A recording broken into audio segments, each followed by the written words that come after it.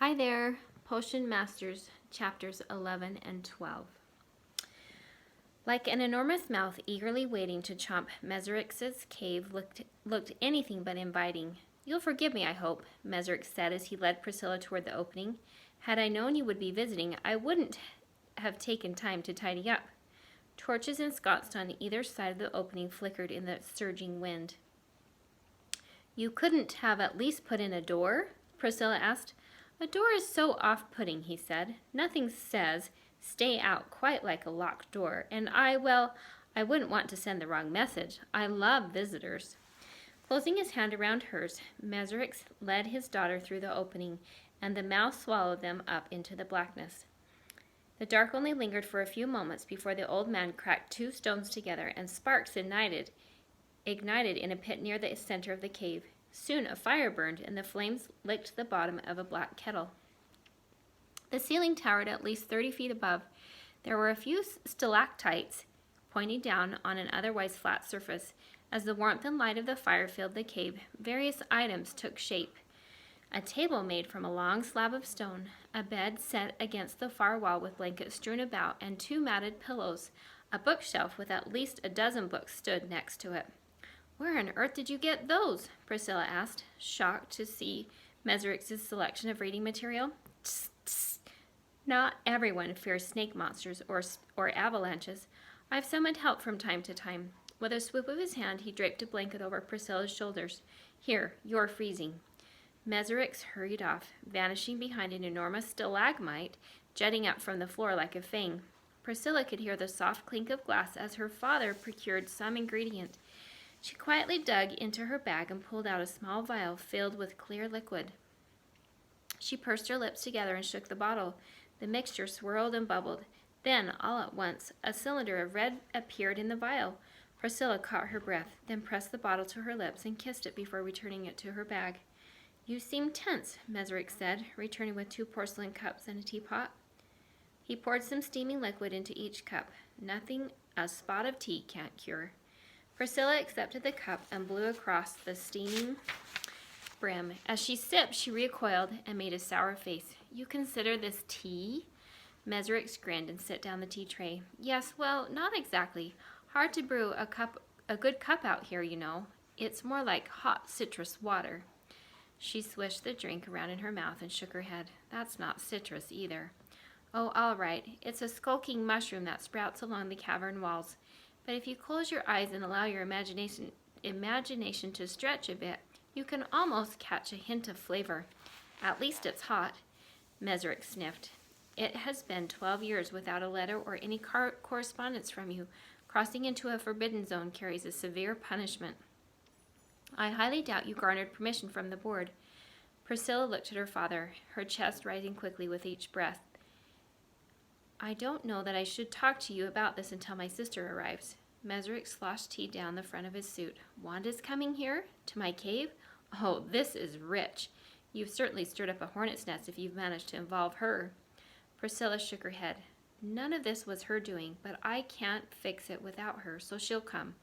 She's lead investigator of BREW, as you know." Mesrix's mouth dropped open slightly. "How could I have known that? Lead investigator?" He scrunched his nose in disgust. "I always knew she would be one who would join the board. Well, I can't blame her for her ambition." Priscilla heard the echoing sound of footsteps rising from somewhere deep within one of the adjoining caves. "Are you expecting company?" She stopped short as a skeleton ambled in the room. Tall and slender with bony arms and legs, the creature moved with almost comical footsteps, producing a clickety-clack sound as it clambered over the rock ledge. Instead of a skull, a round egg-shaped stone had been attached to its neck with a long piece of moldy rope. Someone had drawn a face on the stone, which was stuck in a permanent smile. Priscilla dug her hand into the leather satchel and pulled out a vial of sparkly pistachio-colored liquid as the skeleton skittered to a halt a few yards from Mesrix's cauldron. "Pris, I would like to introduce you to Doll," Mesrix said, nodding at the creature. "Doll, this is my daughter, Priscilla." Doll stood motionless, the rock face not moving in the slightest to greet her. Priscilla gasped. "Doll?" I was always terrible with names. Now, Doll, don't be rude. Say hello to Priscilla. Doll's head tilted ever so slightly to one side. What? How? Priscilla asked, retreating another step. Mesrix raised an eyebrow. How did I make him? Are we sharing now? Secrets are meant to be shared. She shook her head violently. No, I don't care how you made it. Whose life did you take to create it? Here's the picture.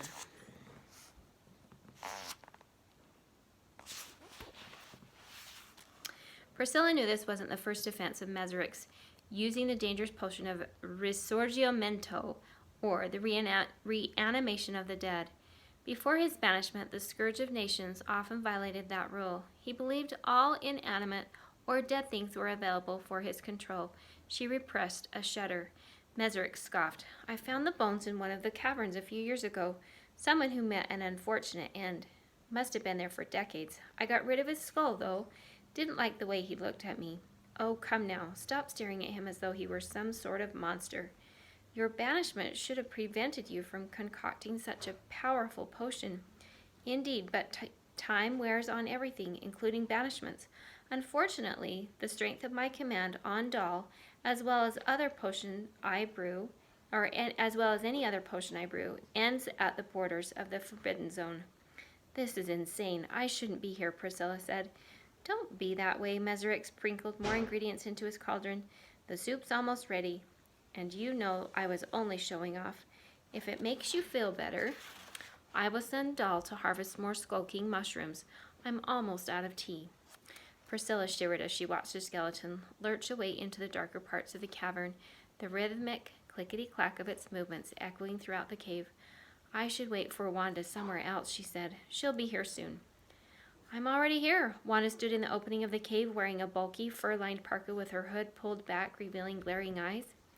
Eyes that remained glued to Mesrix in the center of the room. Chapter 12. Gordy sat on a stool at the counter in Adeline's kitchen, while Adeline and her mother cooked pupusas on the stove.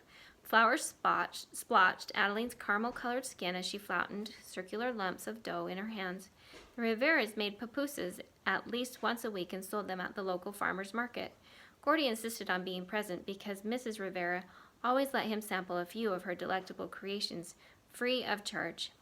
You want first? Adeline's mom asked, plopping a doughy patty on the paper plate in front of Gordy. Gordy's mouth watered as the scrumptious smell of seasoned beef and cheese filled his nostrils. Thank you, Mrs. Rivera, Gordy said. The cheering chatter from a baseball game carried in from the next room, where Mr. Rivera dozed in front of the television. So what did she find? Adeline asked.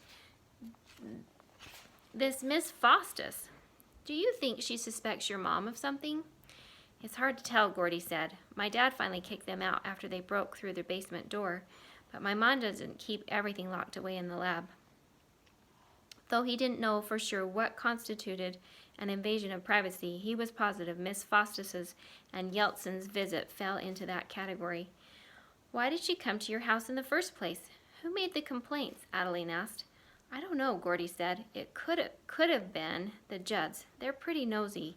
The Judds were the elderly next-door neighbors. Mrs. Judd was pleasant enough, but her husband was quite the grump.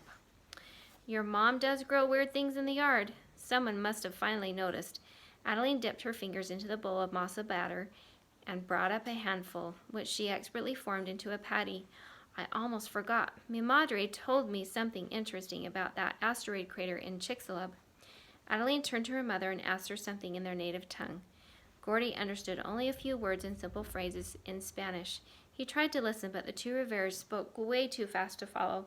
For most of Gordy and Adeline's conversation, Mrs. Rivera seemed to pay no attention.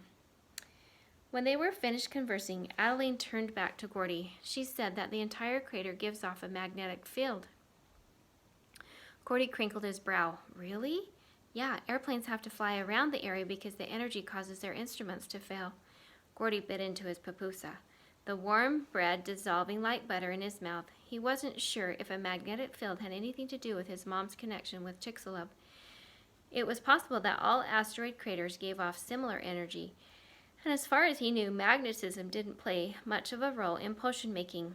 Gordy's phone buzzed as a call came through. It was from his dad. Hey, Gordo, I'm taking the twins to the store to get some water filters. Then I'll probably pick up Chinese food for dinner. Sound good? Sure, Gordy said. Could you get another can of air freshener for Baudry? The mummy had gone 2 days without a good spray, and the toxic smell was about to breach the basement door. Already done, his dad answered. Picked up a can this morning. Ocean breeze. That would be a nice change. You see, son, I may not have the skills like you and your mother, but I have a few tricks up my sleeve. That reminds me, you haven't signed for any packages lately, have you?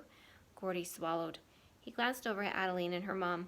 They were too busy making another batch of papooses to notice his worried expression. No, I don't think so, Gordy said. Why? No reason, just checking. I'll be back in an hour with dinner. Mr. Stitzer hung up. Gordy wanted to throw up. Why had he lied to his dad? He had never done that before, at least not on purpose. But something had felt wrong about his dad's question, and truthfully, Gordy hadn't signed for anything. The delivery man had left the package on the front porch before driving off. Gordy suddenly bolted off the stool. Do you want to come over to my house? He asked Adeline. Now, more than ever, Gordy had to know what Aunt Pris's vials contained. Too much mystery had built up around them, and he needed to discover if they were dangerous potions or not, especially since Gordy's mom had been gone for 2 days and had not checked in. Adeline's hands were sticky with masa. What's wrong? I need to check something downstairs. He raised his eyebrows, and Adeline gave a knowing look. She turned to her mother, but Mrs. Rivera was already grabbing the ball of mixture away from her. It's okay, her mom said. I will finish. We don't have a ton of time before my dad gets home, Gordy said as he and Adeline hurriedly raced across the street. What are you doing? Adeline asked, breathing heavily as they ran. I need to test something in the lab, just to make sure. Gordy plowed face first into Max, who had been hiding behind the bushes next to the Stitzer's porch. Gordy reared back in surprise, clutching his chest and plopping on the ground with a thud. Ha! Max shouted. Totally scared you. You should have seen the look on your faces. Maxwell, sometimes you don't think, do you? Adeline helped Gordy to his feet.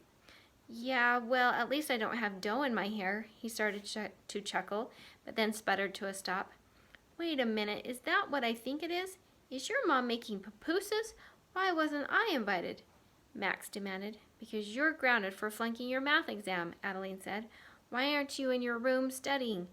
A mischievous grin cracked Max's lips. I paid my dad off. You did what? Max snickered. I gave him a bag of Cheetos from my personal stash. He was super hungry, so he decided to pardon me of my punishment. Cheesy snacks, it's the Pinkerman's undoing. He shook his head. So what's going on? Are we mixing a new potion? Something explosive? I'm going to try something on the vials my Aunt Pris sent. See if I can figure out what's in them. Gordy entered the house, headed for the kitchen, and was about to open the door into the basement when he remembered Baudry and paused. Gordy turned and jumped back with surprise. Max stood behind him, already with a gas mask fitted over his head. Pretty please, dude, Max said, reaching for the can of air freshener. I really need to do this. End of chapter 12.